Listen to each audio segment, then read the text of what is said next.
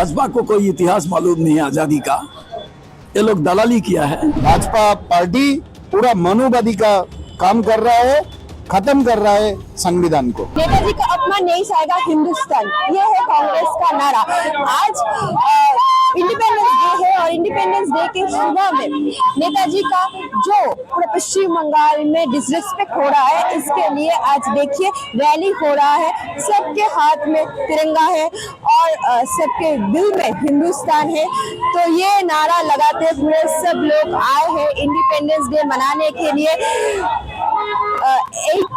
80 independence day है पश्चिम बंगाल में मनाया जा रहा है कांग्रेस की तरफ से, बट नेताजी सुभाष चंद्र बोस का डिसरेस्पेक्ट के लिए भी प्रोटेस्ट चल रहा है लगातार पश्चिम बंगाल में। तो आइए प्रेसिडेंट से बात करते हैं, क्या मानना है ये इंडिपेंडेंस डे में, क्या स्टेटमेंट है उनका, जानते हैं।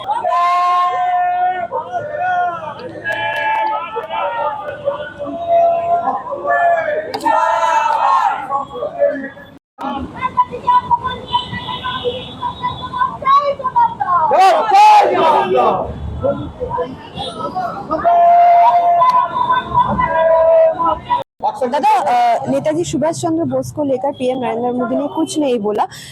जो सुभाष चंद्र बोस फ्रीडम फाइटिंग के लिए लड़ाई किए थे, यूथ के बारे में उन्होंने बोला, जॉब रिसोर्स के बारे में बोला इस देश का। नरेंद्र मोदी जी स्वाधीनता इतिहास का तो जानता ही नहीं है ना। जो पार्टी का उन्होंने सदस्य बन के प्रधानमंत्री बने, वो पार्टी आज़ादी में कोई योगदान नहीं था, कोई कंट्रीब्यूशन नहीं है, तो उनका जानकारी ही नहीं है। चुनाव जीतने के लिए कभी नेताजी का टोपी पहन लेते हैं, स्टैचू लगा लेते हैं। अंतर से जो श्रद्धा होता है, कोर ऑफ द हार्ट जो रिस्पेक्ट होता है, वो नहीं है। उन्हें नेताजी का खुद उनका लिखने वाला एक तरुण का सपना बोल के किताब है, पढ़ा नहीं है।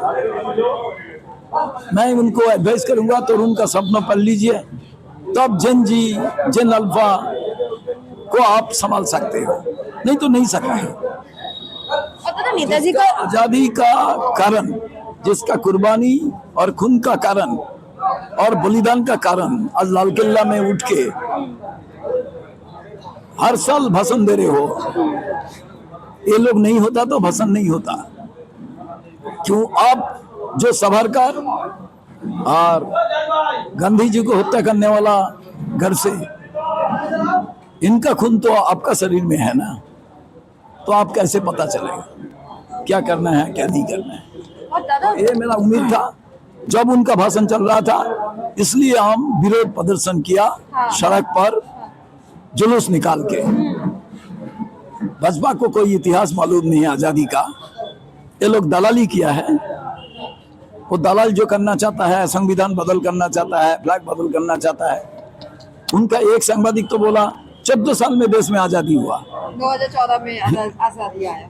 तो ये जो अनपढ़ आदमी को क्या बोल सकता है।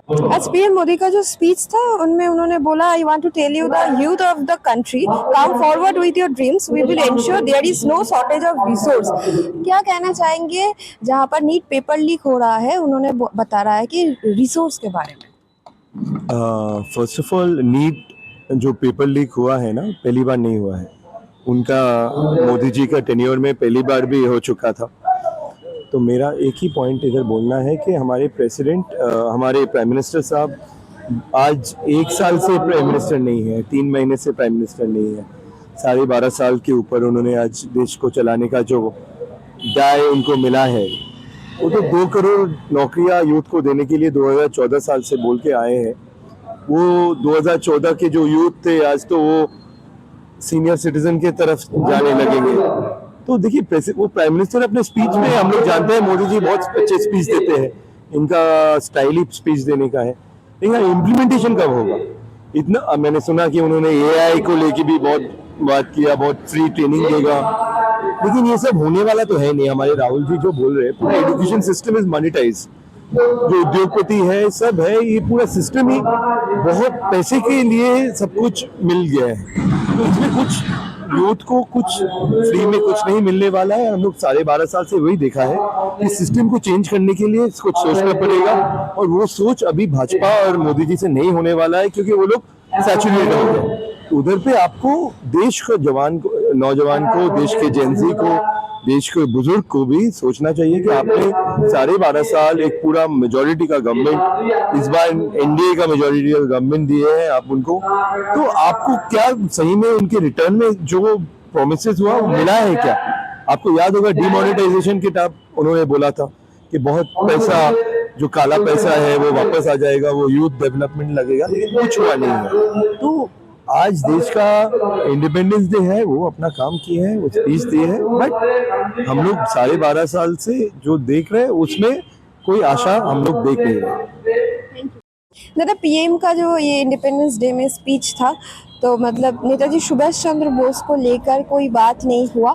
आप लोगों का एक ही मांग था, नेताजी सुभाष चंद्र बोस का जो डिसरिस्पेक्ट हुआ वेस्ट बंगाल में, उसके लिए पीएम मोदी कुछ कहे, बट कुछ भी नहीं कहा। क्या बताएंगे? देखिए, सबसे पहले ये सरकार तो मनुवादी सरकार है। भाजपा ने कभी भी मनुवादी छोड़ के कोई काम किया? क्योंकि नेताजी सुभाष चंद्र बोस सिर्फ इंडिया का मैटर नहीं है, ये वर्ल्ड का मैटर है, वो वर्ल्ड का हीरो है।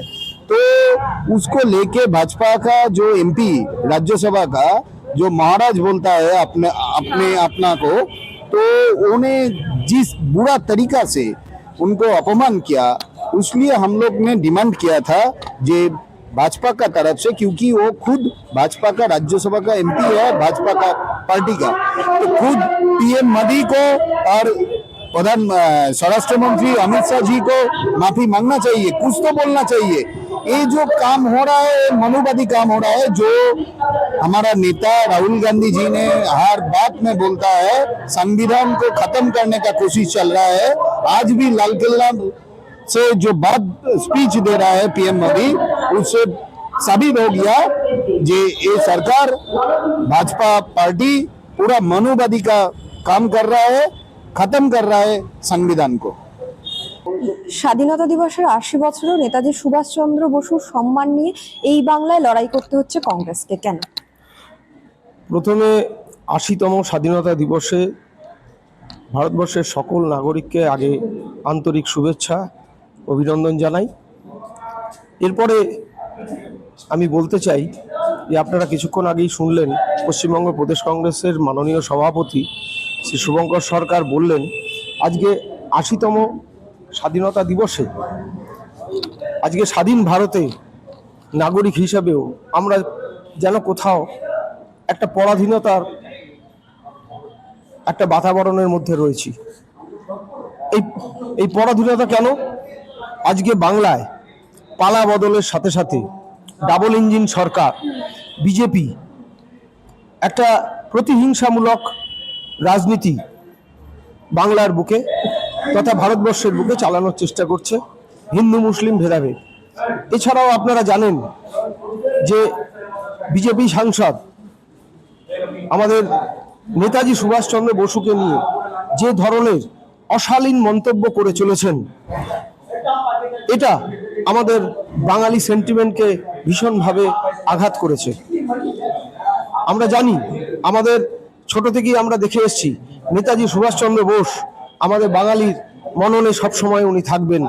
উনি একজন অন্যতম স্বাধীনতা সংগ্রামী, ভারতবর্ষের স্বাধীনতার তার হাত ধরেও মানে তার ভূমিকাও খুব একটা কম ছিল না।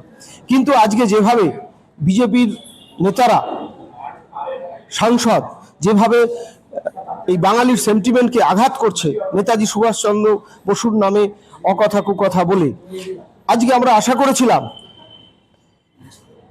যে ভারতবর্ষের প্রধানমন্ত্রী মাননীয় নরেন্দ্র মোদী আজকে তার বার্তায় তার পারিষদের যে ভুল তথ্য, এটা নিয়ে উনি দেশবাসীর কাছে ক্ষমা চাইবেন। কিন্তু এটা আমাদের দুর্ভাগ্য যে উনি এই বিষয়ে কোনো উল্লেখই করলেন না।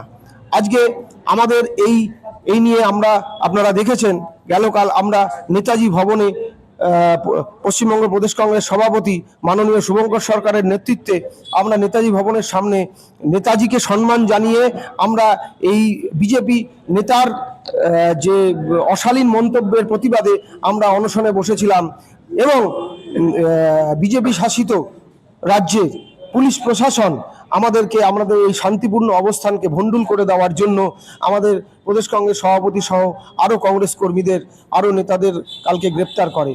কিন্তু আমি এটা বলতে চাই যে একটা প্রশাসন সেটা তারা এই গ্রেপ্তারের মধ্যে দিয়ে কিন্তু কংগ্রেসের আন্দোলন থেমে থাকবে না। আমরা সবসময় বাঙালির যারা সেন্টিমেন্টকে আঘাত করবে আমরা কিন্তু জাতীয় কংগ্রেস হিসাবে রাজপথে তার প্রতিবাদে সামিল হব, এটাই বলতে চাই।